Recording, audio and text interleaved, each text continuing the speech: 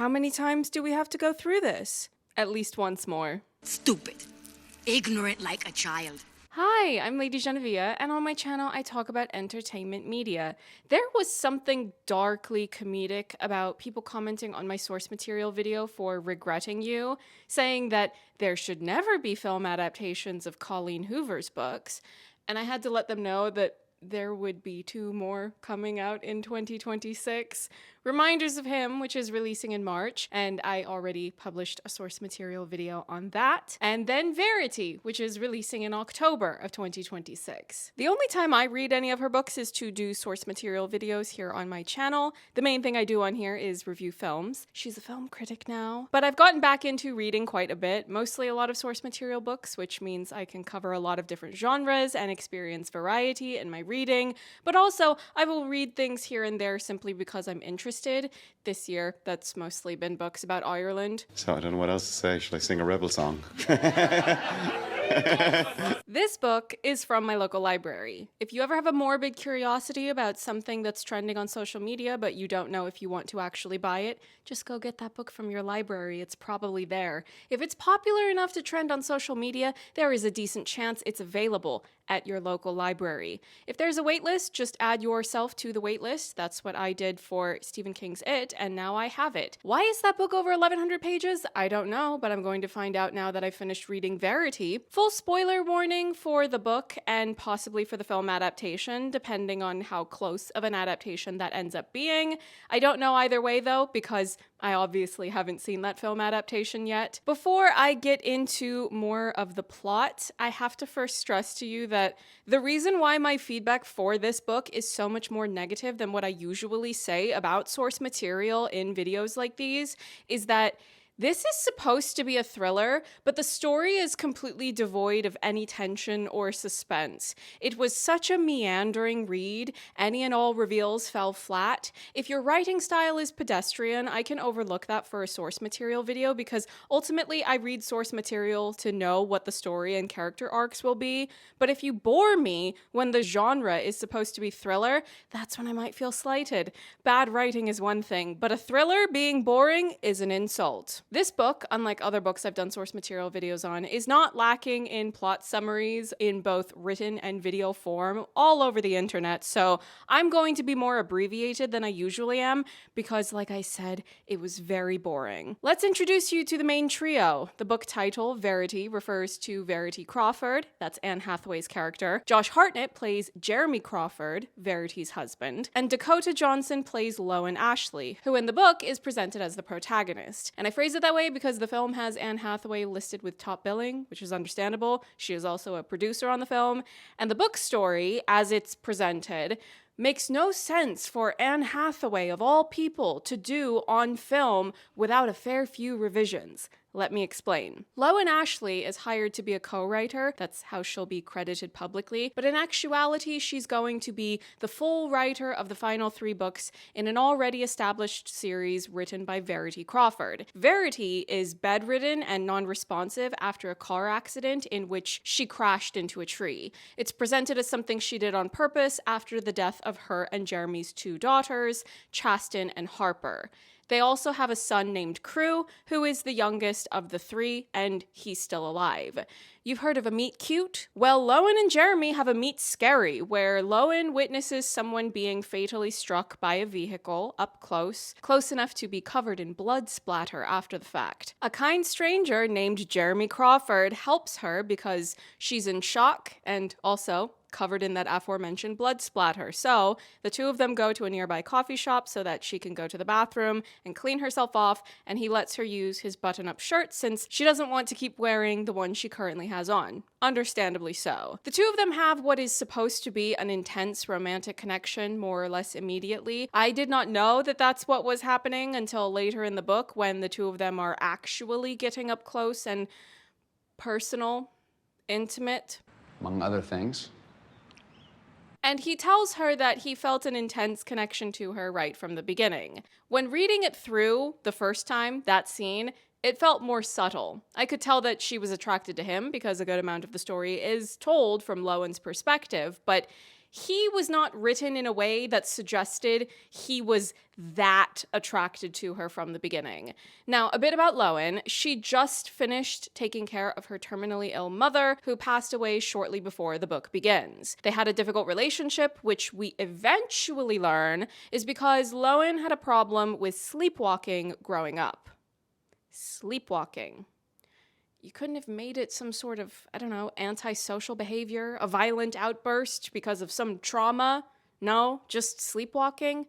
It's a cowardly approach to doing a backstory, but okay. There was an incident, though, where Lowen had been sleepwalking and woke up with a bloody broken wrist. I think that was the injury. I didn't take many notes on this because I got very bored and very little stood out to me as being important, but there were security cameras recording her, so they had footage of her in her childhood standing outside, eerily still for a long time. Okay, Paranormal Activity. And then Lowen jumped off of something and didn't wake up at being injured.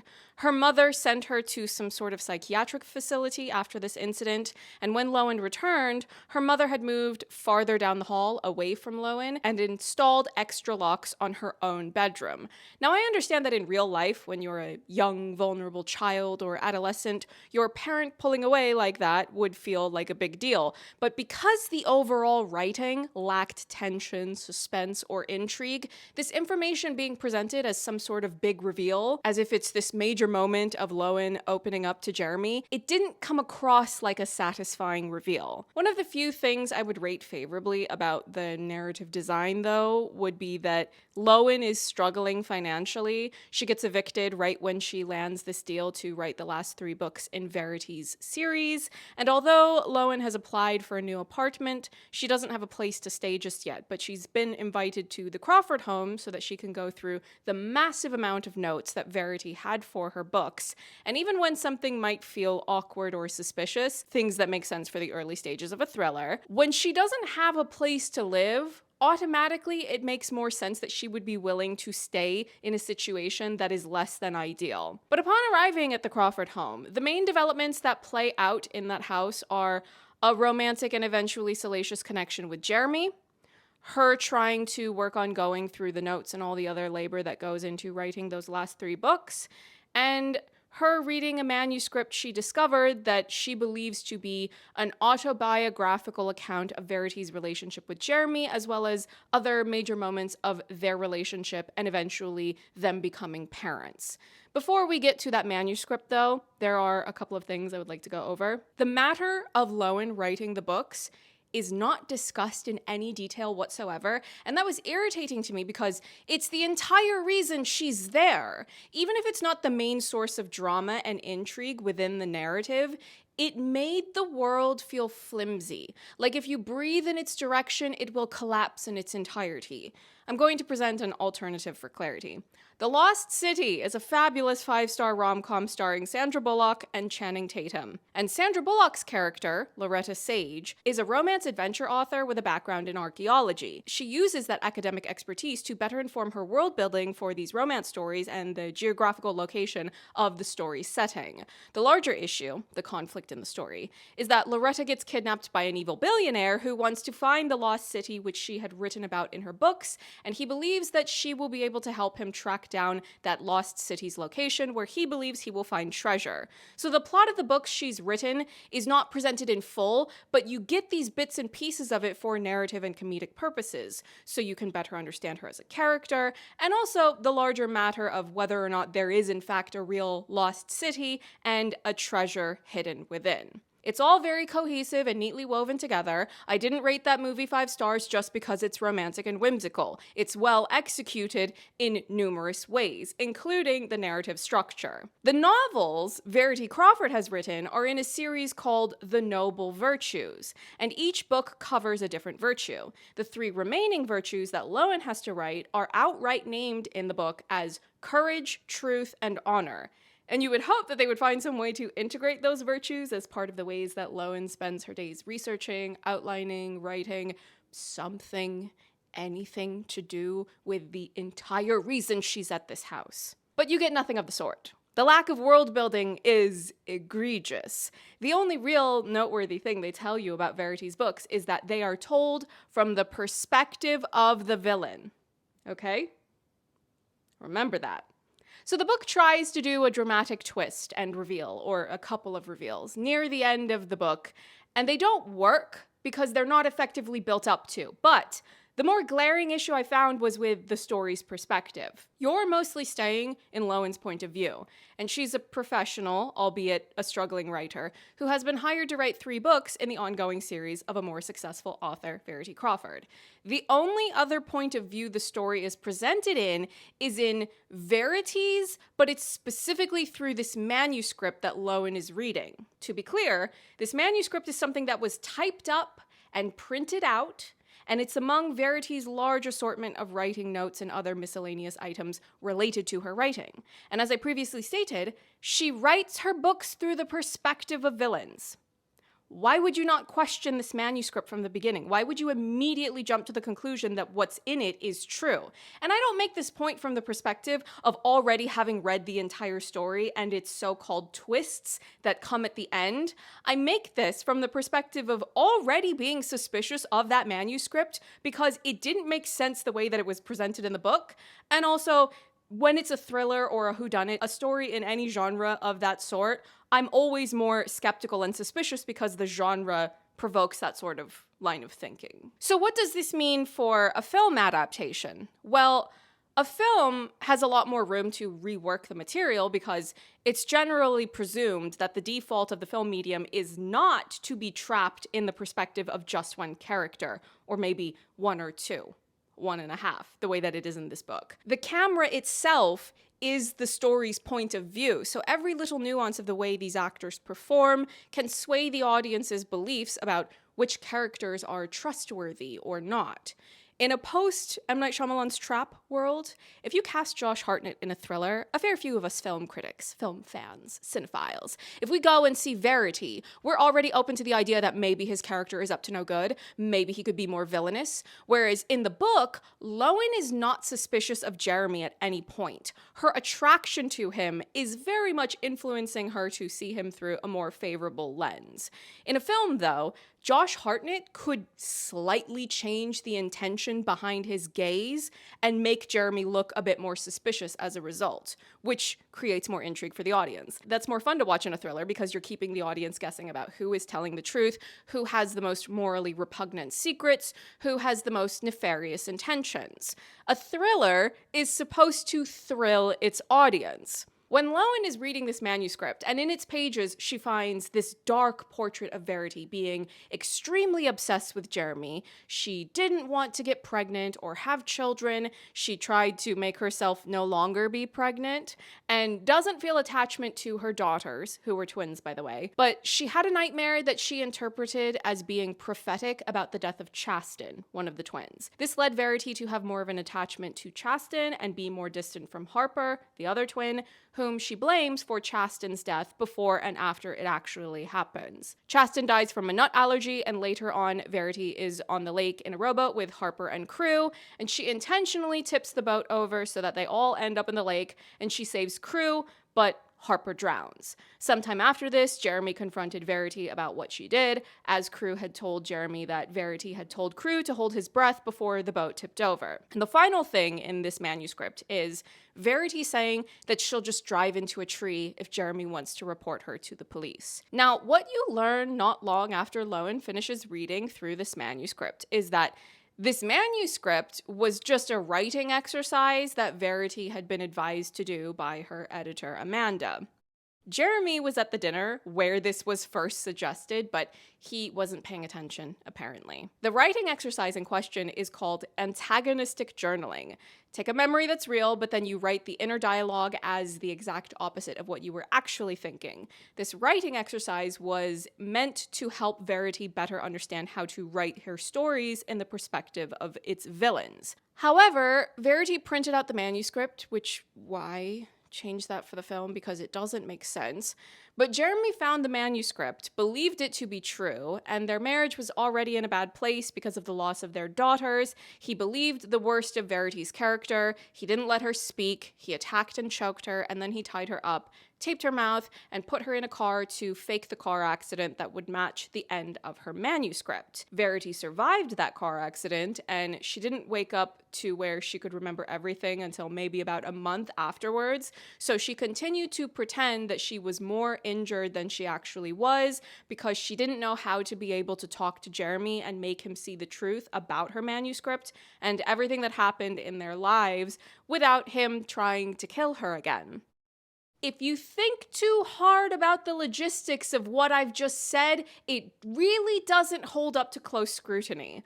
When Lowen has finished reading this manuscript, she tries to go confront Verity, whom she had already been suspicious of, believing that she's not really non-responsive the way that her behavior had suggested. I'm not going into all of those details though, because it's very boring and you can watch this video if you want more of a play-by-play of the plot. But Jeremy is horrified at Lowen attacking a medically vulnerable, non-responsive woman like that. But then Lowen gives Jeremy the manuscript and he asks, "Where did you find this?" And she insists that he read it, and he spends some time alone reading it, and it sends him into a rage, and then he proceeds to confront Verity and demand that she tell him what's going on, or else he'll bring this manuscript to the police and take Crew away so that she can never see him again. So that's when Verity finally gets up in front of him. First of all, examining the way this exchange plays out involving Lowen giving Jeremy the manuscript to read and him reading it, sending him into a rage to where he confronts Verity, doesn't make sense when you know that he already read it and if you believe that to be true. I'll explain in a moment, just let me get through this ending. Long story short, Verity is unable to reason with Jeremy, so he attacks her. Lowen advises Jeremy on how to give Verity a dirt nap without it looking like anything other than a natural complication of her medical issues. He does that. Jeremy and Lowen come up with a cover story, which is that she died during the night and then they found her the following morning. 7 months after that, Jeremy and Lowen are together happily and she's pregnant. They go back to the house where everything happened, and it's the first time they've been there in a while, and Crew goes and retrieves some pictures from his mother's floor. He conveniently only tells Lowen this. This is a recurring thing that I found odd, where Crew, who is 5 years old by the way, he will conveniently drop these mentions to Lowen all throughout the main portion of the book, that his mother Verity can talk and is functioning normally, but he's not supposed to tell anyone, but he sure lets it slip often to Lowen, a complete stranger, which, alright. Surely he would let that slip to his father, Jeremy, who would have had some sort of suspicion sooner. But anyway, I can't go through and nitpick everything wrong with the plot that doesn't make sense or isn't effective in its dramatic intent, because then this would be a 2-hour video lambasting everything about this story and its prose. Not that there's anything wrong with doing a video like that. There's definitely room on the internet for those videos to be made, but I just don't want to spend that much time working on a video about this book. So Lowen goes up and looks into the floor, and that's where she finds, among other things, the handwritten letter that Verity wrote, where she explains that everything in the manuscript was a writing exercise, antagonistic journaling. She loved her husband a normal amount, not an obsessive amount. She always loved her children. She did not tip the boat over. It was genuinely an accident. Jeremy tried to kill her, he set up the car crash, and she was planning on running away with Crew, and she was going to leave this letter behind for Jeremy to find. So Lowen is horrified, after reading that letter, at the thought that they have murdered an innocent woman. But she also doesn't want to blame Jeremy for believing what he did by reading that manuscript, and she doesn't want to cause him more pain. So she decides to destroy the letter by ripping it up into tiny pieces, which she is flushing down the toilet, and she eats any pieces of the letter that have Jeremy's name on them. Eating paper? For a man? Stand up. Let's look at the two main options of this story's ending. One is that Verity was the villain all along. She manipulated everything. The letter that she wrote was merely a way to try to counter the leverage he had against her. The other is that Jeremy is the villain. He violently attacked his wife twice without good reason. He never gave her the chance to explain herself. Of course, you could land somewhere in the middle where the two of them have good and bad qualities, but you would still lean in the direction of one of those characters being more villainous than the other, for lack of a better term. Either way you land, the book does not work. to copy and paste into a film adaptation. I really need to stress this point because I did a source material video on Regretting You, and then when the film came out, I reviewed it. I did not rate that film fresh because it did not earn that. The book also required certain alterations to be made if it wanted to stand a chance of winning over an audience outside of the core fan base. And it didn't do that. It largely kept the story as it was in the book. As for Verity, Anne Hathaway has top billing in the film, and she's also credited as a producer. Not only that, but the film's director was also the director of The Idea of You, which was another film adaptation of a populist book.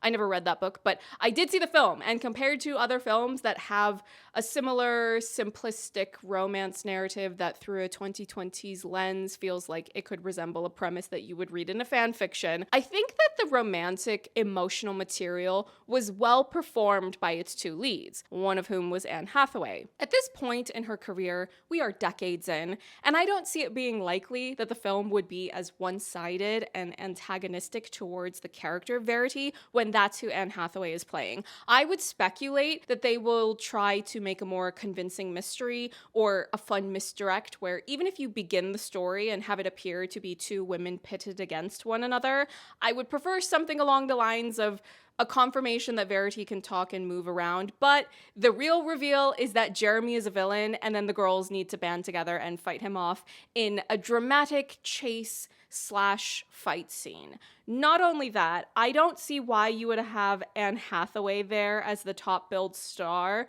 so that she can spend most of the film lying in bed and only occasionally popping up to jump scare Lowen, Dakota Johnson's character.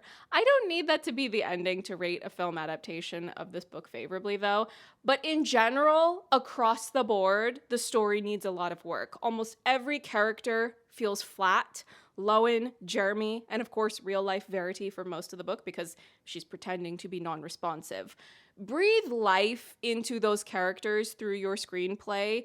The manuscript version of Verity comes across as this villainous siren. If you're playing that to be serious, you will still need to alter certain elements of her characterization so that it can be delivered in a serious way. However, if you wanted to lean into the fun of the thriller genre, maybe let her be a bit camp. Not too much, because I don't think the story lends itself to that unless everyone is committing to the bit. But I wouldn't be opposed to that either. I feel like when I try to imagine how I would rework this story to make it pop in a film adaptation, I just start throwing out ideas. Hyper stylize the manuscript, make everyone play it in transatlantic accents, completely change the aesthetic within the manuscript. So that way, when you reveal to the uninitiated audience that the manuscript was a lie, you were kind of already letting the audience know that that wasn't true to the world they live in and how these people experience this love story, parenthood, and the loss of their daughters. I probably also would pitch that idea of changing the ending so that Josh Hartnett gets to play the bad guy because he would be fabulous at that. Also, I think it suits the target audience, that being women, to do a reveal that the same loving husband whom Verity was romanticizing in her manuscript still threw his food at the wall when she prepared him a home-cooked meal of his favorite food because she felt like the vibe of their relationship was off at that point. Even when Verity wrote a villainous version of herself, he still threw the plate of food. You could very easily use that as a stepping stone, a red flag, a clue, a foreshadow that he was actually the villain all along. Another detail of the story that could help in leading to that ending is that initially, Jeremy is the provider for the family, but once Verity's books picked up in popularity, her income far surpasses his, so it reaches a point where it makes sense for him to just quit his job and be a stay-at-home father. That is what was in the book. Whenever you do a whodunit or a thriller, if there's a murder, whether attempted or successful, you need a motive for that. Money is often a variable.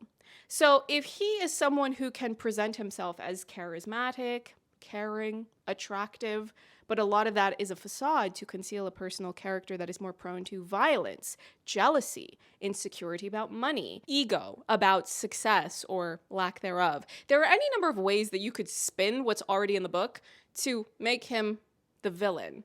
And again, I have to stress that anyone that saw Trap knows how much fun and entertainment can be had at watching Josh Hartnett play a villain. Admittedly, there was more of a lean into comedy and almost camp for that story and his performance, but you have options of how serious or camp or some mix of the two would be the best option to make this an entertaining popcorn movie for the girls.